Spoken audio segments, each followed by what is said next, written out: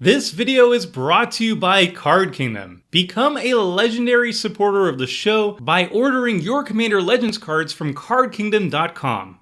Kaldheim previews have just begun and I've got 4 new commanders that I'm going to cover in this quick video. Kicking things off is our first look at the gods of Kaldheim with Halvar, God of Battle. For those who don't know, the world of Kaldheim is heavily inspired by Norse mythology, and the character Halvar seems to be based on the Norse god of battle, Tyr. This god, and presumably all gods in Kaldheim, is a modal dual-faced card, also known as an MDFC, which means you choose whether to cast this card for its front side or its back side. The front side, Halvar, God of Battle, is a 4/4 god that costs 4 mana, 2 generic and 2 white. He comes with 2 abilities.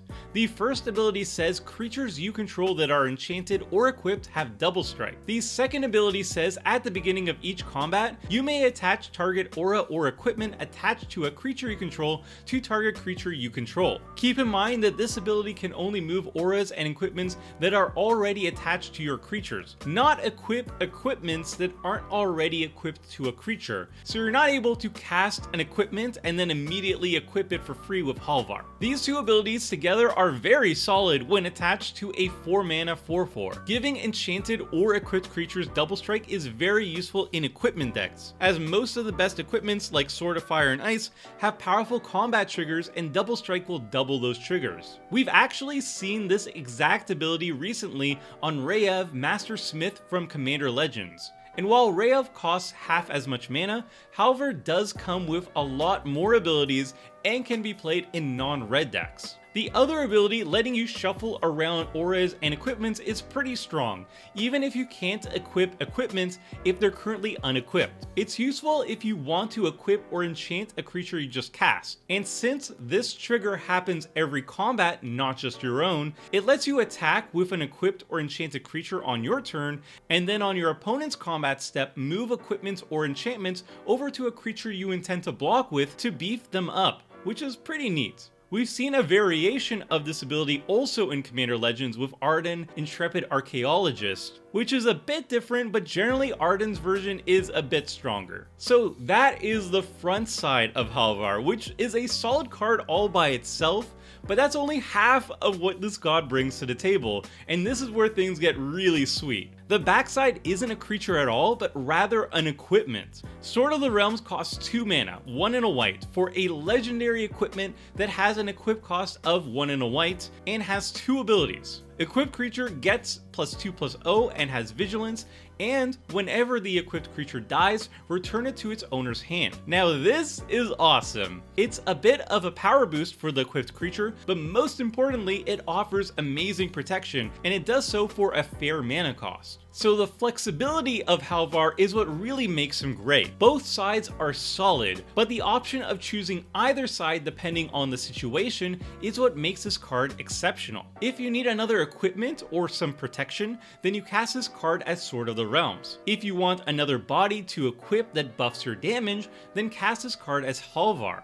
The flexibility here is awesome. For anyone who's always wanted to have a legendary equipment in the command zone, something I can totally relate to, I think Halvar, God of Battle is an excellent way to fulfill that dream as your commander. However, I'm personally more excited to play him in the 99 of other equipment commanders, most notably Arden, Intrepid Archaeologist, Rayev, Master Smith, and I'll be slotting him into my personal Akiri Fearless Voyager deck, aka my Kaldra deck. Next we've got Sarulf, Realm Eater.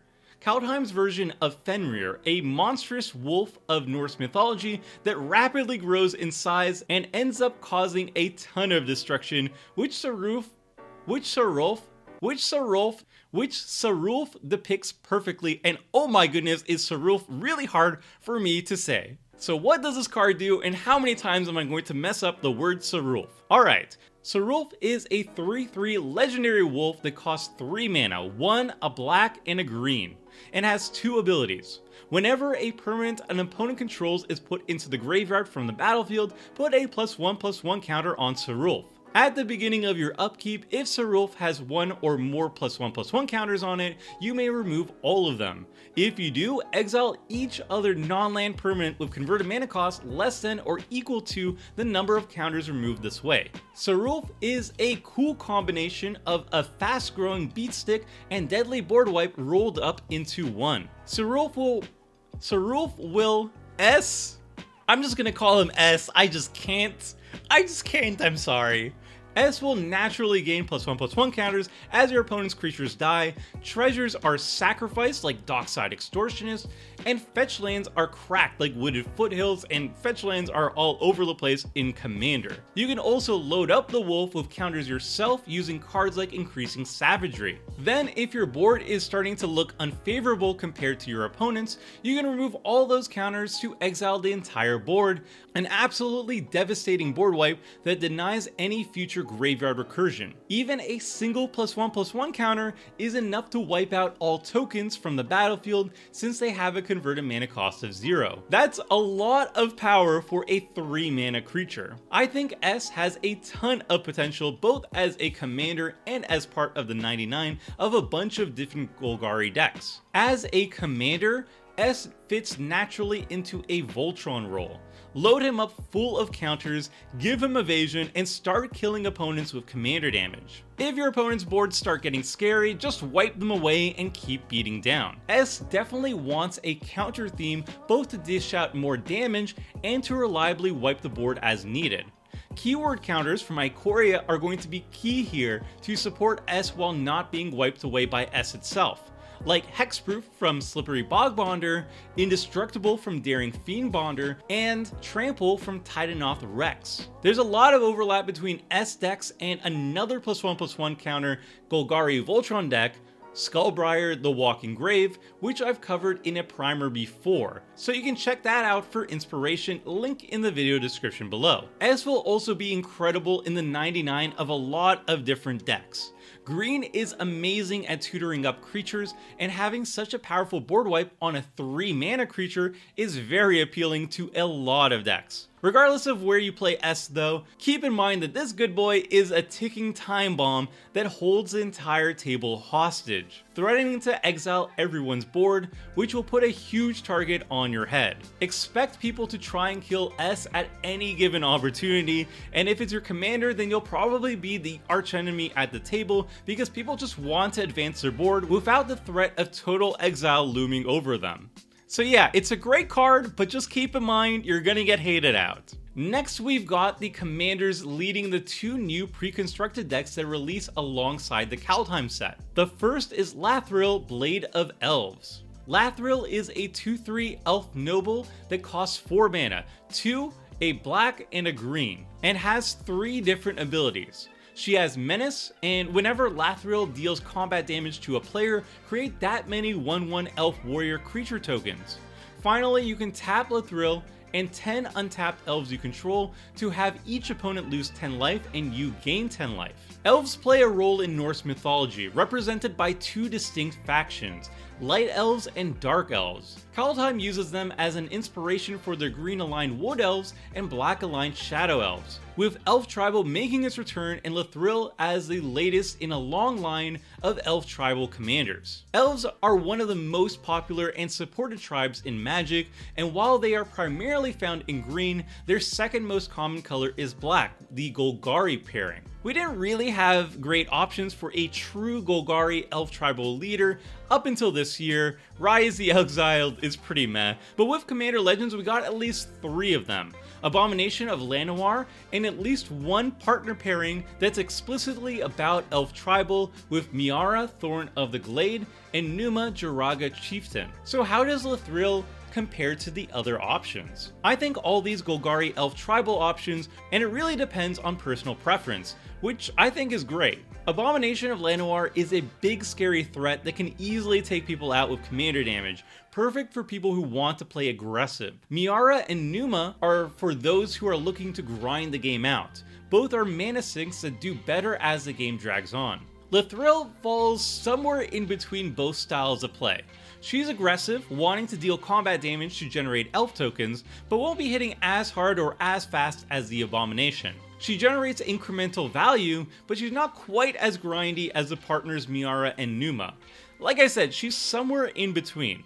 She benefits tremendously from pump effects like Timberwatch Elf to dish out more damage and make more elf tokens. Her activated ability is very powerful and definitely worth running mass untap effects like Vitalize to get extra uses of to win the game. I think Lathril is a great inclusion in Golgari Elf Tribal, both as a commander or as part of the 99. All her abilities synergize perfectly with the other Golgari Elf cards, so you can't really go wrong with her. The second of the Precon commanders is Ranar the Ever-Watchful. I don't know much about Ranar, but if I had to guess, this might be a reference to the mythological Norse character Ragnar, a legendary warrior and raid leader. But I could be totally wrong on this one since no lore has been revealed on the Vikings of Kaldheim or Ranar at the time of writing this. So as for the card itself, this is a 2/3 spirit warrior that costs 4 mana, 2 a white and a blue, and has flying, vigilance, and an ability that references a mysterious new mechanic. The first card you foretell each turn costs 0 to foretell.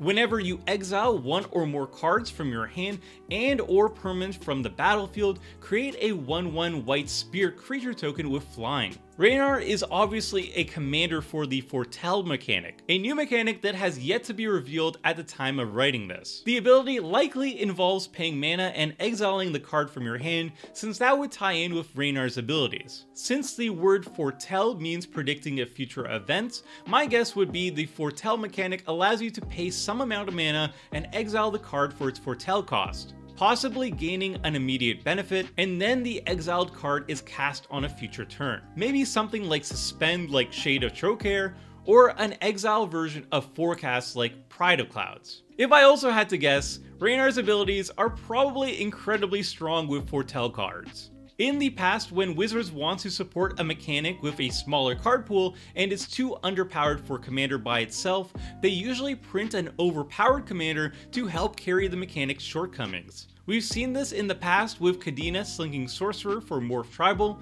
and Gavi Nest Warden for Cycling, both letting you cast their respective abilities for free the first time each turn and then adding extra value beyond that. So while we don't know exactly what Ranar does, I foresee he's going to be a huge benefit to foretell decks. And that's it for this quick analysis of 4 new commanders from Kaldheim. What do you think about these new commanders? And what do you think the new foretell mechanic is? Let me know in the comments section below. And until next time, friends, see ya! Thanks for watching the video. If you liked it, help us out by clicking the like button down below. And to keep up with the latest and greatest, make sure to click the subscribe button. And if you want to watch similar videos, click on the links appearing on screen right now.